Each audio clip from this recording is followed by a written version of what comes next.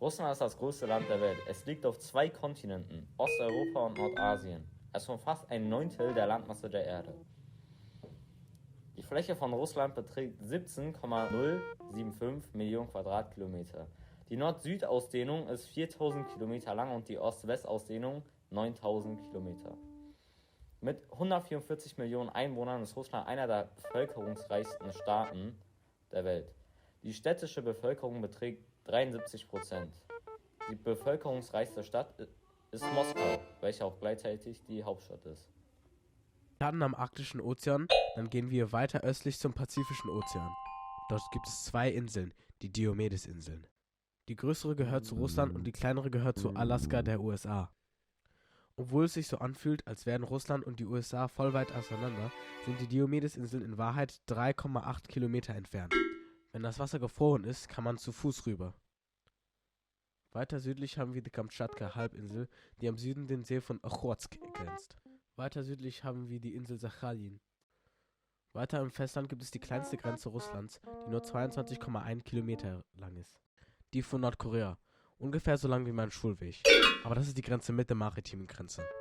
Die Landgrenze selbst ist 17,3 Kilometer lang. Weiter westlich ist die Grenze mit China, dann Mongolien. Oh, da ist China wieder. Ni hao. Weiter westlich ist Kasachstan, das mit Russland die zweitgrößte Grenze zwischen Ländern auf der macht, neben den USA und Kanada. Wir sind jetzt in Europa. Yay. Dann grenzt Russland zum Kaspischen Meer und südlich entlang bis zu Aserbaidschan. Wait, ich habe eine Nachricht. Was? Wir waren doch gerade in Europa. Komisch. Weiter westlich ist Georgien und dann die Grenze zum Schwarzen Meer. Dann Ukraine. Wait, ich habe einen Anruf. Ich bin irgendwie mitten in etwas. Was? Du bist in Europa. Say what? Ich war doch wieder gerade in Asien. Komisch.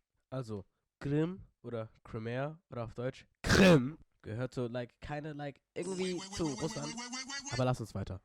Oh, es ist das Nordkorea von Europa. Weißrussland.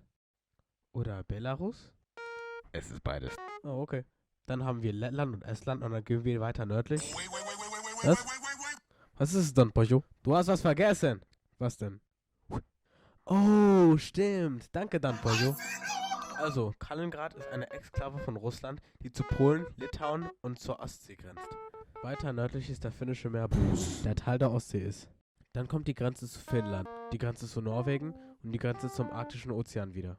Das ist das Weiße Meer, der weiße Cousin vom Schwarzen Meer. Weiter östlich haben wir die Insel Novaya Zemlja, die wie ein Stiefel aussieht. Dann... Was, ich bin wieder in Asien? Ach egal, dann gibt es den Opus, der mit verbunden ist. Merke dir, wir sind mit der Grenze fertig und haben da 14 Nachbarländer kennengelernt. 6, wenn wir Polen und Litauen zählen, wegen Kaliningrad.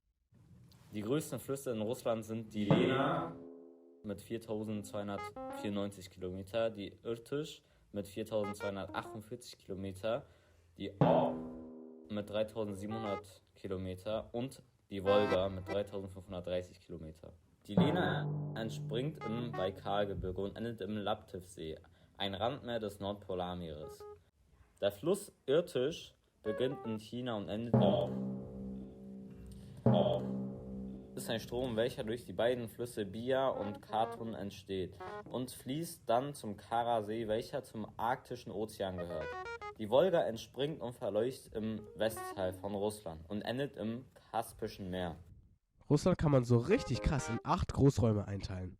Das osteuropäische Tiefland, den Ural, das westsibirische Tiefland, das mittelsibirischen Bergland, das ostsibirische Gebirgsland, die Hochgebirge im Südosten, Kaukasus und das nördliche Tiefland. Nun, wenn man das hört, fällt einem nur eine Frage ein.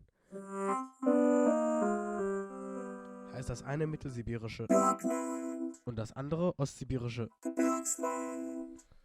Nun, so sieht das mittelsibirischen Bergland aus. Ganz schön plateaumäßig, nothing too crazy. Dieser Berg ist ein... Können wir einfach ignorieren. Okay, vielleicht können wir den doch nicht ignorieren. Aber hier wird es eigentlich nicht wirklich über 1000 Meter über den Meeresspiegel, außer dieser... Und so sieht das ostsibirische Gebirgsland aus. Es ist viel steiler und hat mehr Berge, die auch über 3000 Meter über den Meeresspiegel gehen. Der Grund, warum der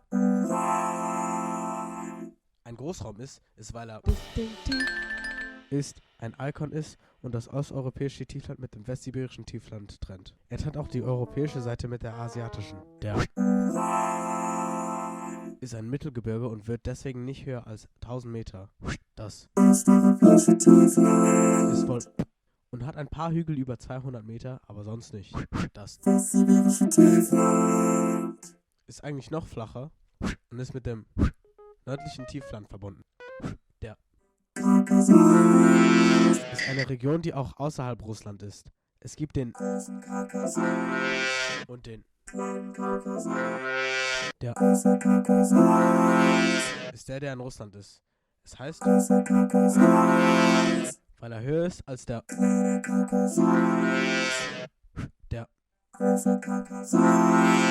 ist ein Hochgebirge und hat den höchsten Berg Russlands. Elbrus. Bei 5642 Meter über den Meeresspiegel. Der ist von den Großräumen der höchste und extremste. Jetzt bleiben noch die. Unter den Hochgebirgen ist das Altaigebirge. Russland hat viele Berge, aber viele von den jungen nicht. Die wichtigsten sind Elbrus im Narodnaya im Ural, Pobjeda im Tscherski-Gebirge und die Altaigebirge.